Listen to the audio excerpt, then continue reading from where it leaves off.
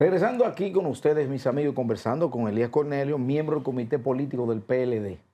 Don Elías, usted hablaba ahorita de lo que es la estructura partidaria y hablaba de la importancia de mantener el partido como un ente social en la que confluyen los ciudadanos para elegir los gobiernos a través de los partidos.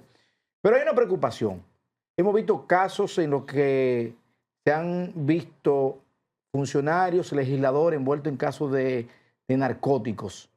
Y recientemente el vicepresidente del PLD, Iván Lorenzo, hacía duras críticas al PRM sobre esto. ¿Cuál es su punto de vista y cuál es la posición del PLD? Mira, justamente yo participé en esa rueda de prensa y te puedo decir que lo primero es que yo tengo altas preocupaciones. Y yo tengo altas preocupaciones porque el narcotráfico, desde que ha tenido esta fuerza económica, ha intentado permear la parte política, que son tomadores de decisiones, buscando algún tipo de favores y de facilidades. Operaba generando y entregando dinero a políticos, a campañas y luego pidiendo favores a cambio. En la República Dominicana ahora hemos visto que pasa diferente. El narcotráfico ahora se está volviendo parte de los tomadores de decisiones. Y tú dirás, es una exageración. Yo te voy a decir, bueno, tú tuviste un diputado electo, el más votado de su provincia, condenado ahora mismo, cursando cárcel en Miami, condenado por narcotráfico. Tú tuviste una autoridad electa como un legislador municipal, que es un regidor, que ahora mismo va a ir a juicio también por el tema del narcotráfico. Tú tienes un asesor del presidente en una materia importante como Zona Franca, también ahora mismo que tiene que rendir cuentas por ese tema. Tú tienes una persona que duró 3 años siendo un director del Ayuntamiento del Distrito Nacional en servicios públicos, también citado en un tema de narcotráfico. Es decir, que nosotros en cualquier momento podríamos tener gente vinculada al narcotráfico dirigiendo estamentos importantes de la República Dominicana como la Cámara de Diputados, porque ya tuvimos un diputado ahí. Entonces, eso debe de llamarnos a todos a preocupación, porque no es solamente algo convencional. No es posible que de 20 extradiciones que ha pedido Estados Unidos en los últimos 5 años, 18 estén vinculados, no conocidos, gente actuando de manera política en el Partido Revolucionario Moderno, en el partido de gobierno. Eso yo creo que a todos los dominicanos debe llamarnos la atención. Y además, también debe llamarnos la atención, en el caso de nosotros hicimos altas críticas a temas que no estaban bien claros y se los expusimos a la Junta Central Electoral en su momento. En el 2020 enviamos una comunicación donde le pedíamos explicación a la Junta o que le pidiera explicación hasta ese momento recién electo candidato presidencial Luis Abinader, porque en su declaración de gastos y en su declaración de recolección de recursos había dos sumas importantes que no tenían ni nombre ni cédula. Una suma de 38 millones de pesos sin nombre ni cédula en Santiago y una suma, estamos hablando de una sola actividad, y una suma de 42 millones de pesos en La Vega sin nombre ni cédula. Cuando analizas los mismos datos que da la campaña del presidente Abinader, la recolección promedio por actividad anda en los 2 millones de pesos. Pero ¿qué pasa? Que justamente en esa provincia tenemos el caso Miguel Gutiérrez, que decía que había asumido la campaña económicamente en Santiago, y tenemos el caso Miki López, que recientemente su esposa fue ya sentenciada a cumplir 5 años por nada más y nada menos que blanqueo de capitales, por alrededor de 4.200 millones de pesos, dice la Procuraduría General de la República. Entonces nos llama la atención y en su momento y ahora seguimos haciendo ese llamado, porque te digo algo, yo hago política, una pasión que tengo desde niño. A mí no me gustaría que la política se viera vinculada al narcotráfico. Que en algún momento alguien diga, porque tú haces política, tú puedes ser narcotraficante.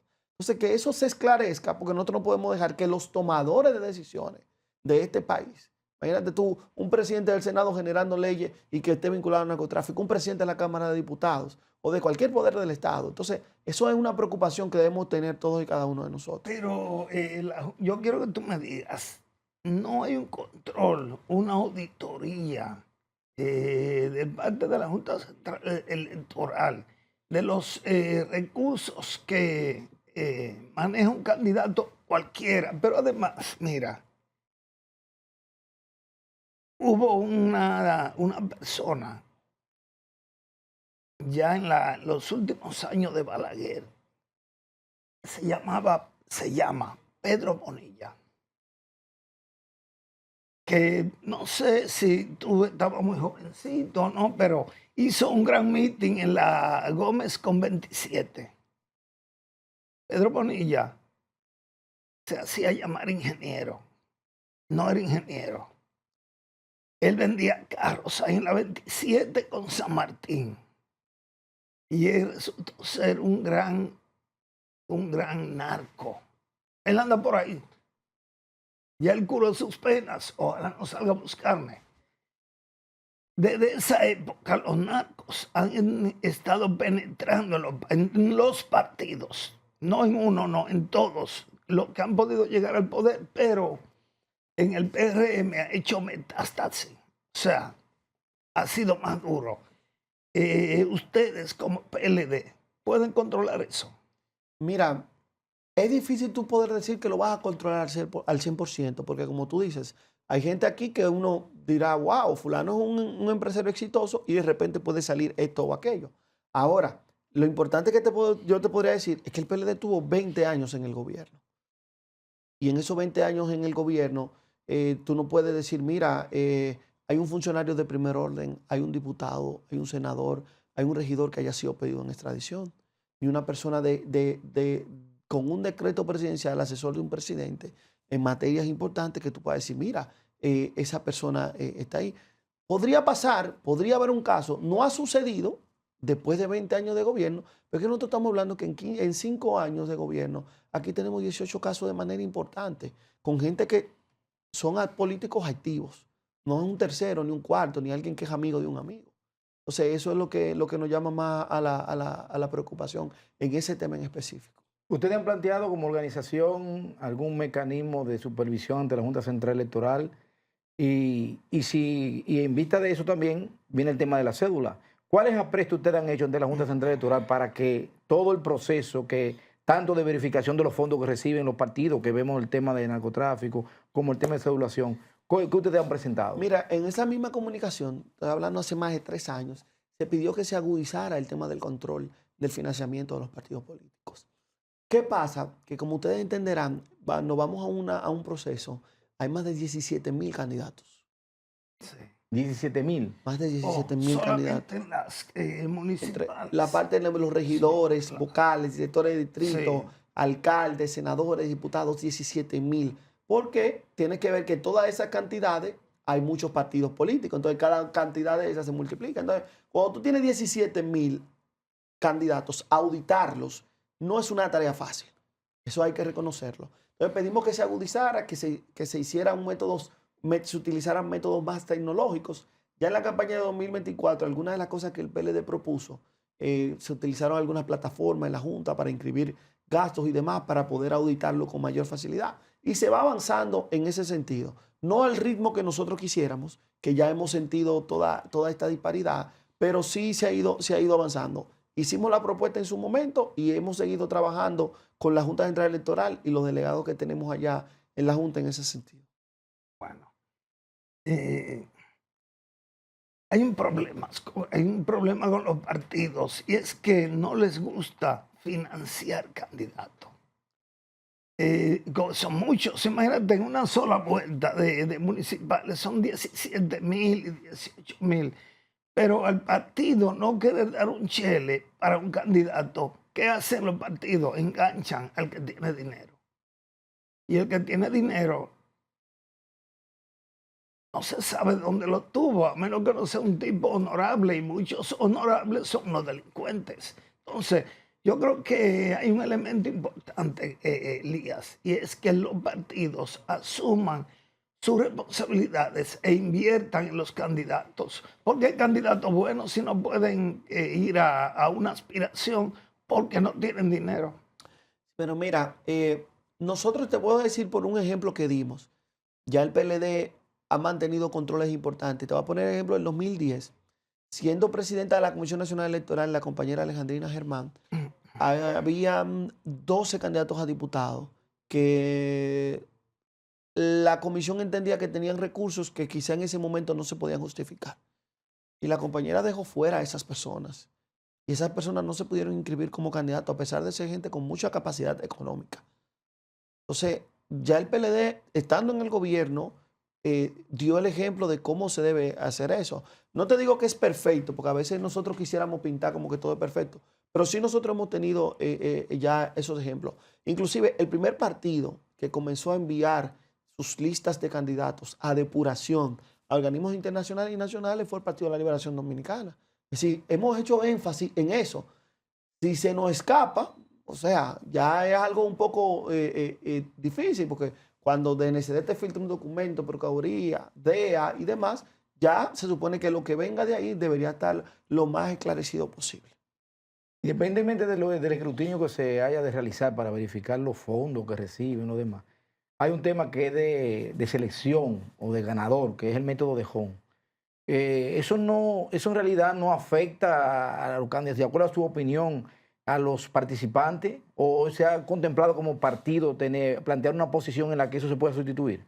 Mira, se ha estado manejando en el Congreso, sobre todo algunos temas vinculados a la ley de Home, para el tema de eso cuando tienes candidaturas múltiples.